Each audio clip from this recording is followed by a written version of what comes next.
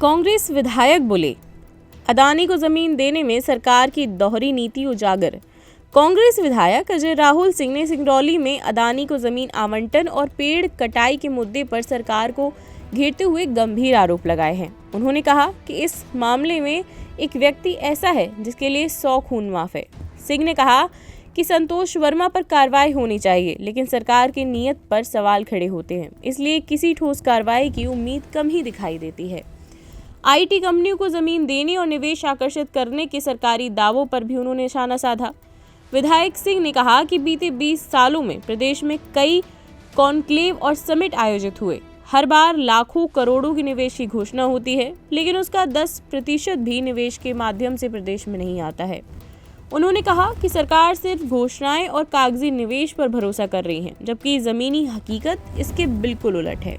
साफ समझ लीजिए कि एक व्यक्ति ऐसा है हिंदुस्तान में जिसके लिए 100 खून माफ। 6 लाख पेड़ क्या हुआ? आसाम में लाखों पेड़ कट रहे, मुंबई में हजारों एकड़ मिल रहे फ्री में, सिंगरौली में पेड़ कटे। सिंगरौली तो वैसे भी प्रयोगशाला है मध्य प्रदेश की भारतीय जनता पार्टी की सरकार। सर, संतोष वर्मा आईएएस के खिलाफ ब्राह्मण आक्रोशित हैं। अभी तक सरकार की तरफ से कोई कार्रवाई नहीं की गई है, सिर्फ नोटिस दिया गया है। आपको उम्मीद लगती है? आप क्या सोचते हैं सर? करनी चाहिए, ऐसे लोगों के ऊपर बयान होना चाहिए, कार्रवाई होनी चाहिए। आपकी पार्टी महिला मोर्चा की प्रदेश अध्यक्ष भी मालवा से आ रहे हैं, क्या कांग्रेस में मालवी पावर सेंटर बन जाएगा? मालवा हरदम रहा पावर सेंटर रहेगा।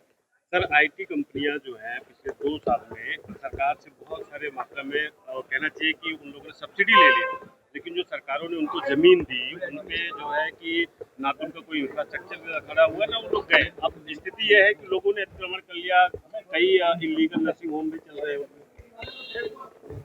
देखिए, 20 साल हो गए इनकी सरकार में और अभी तक के इतिहास में जितने इनके कॉन्क्लेव हुए, इन्वेस्टमेंट समिट हुए, हर समिट के बाद पता चलता है कि लाखों करोड़ का निवेश होगा और इतने हजार लोगों की नौकरी मिलेगी।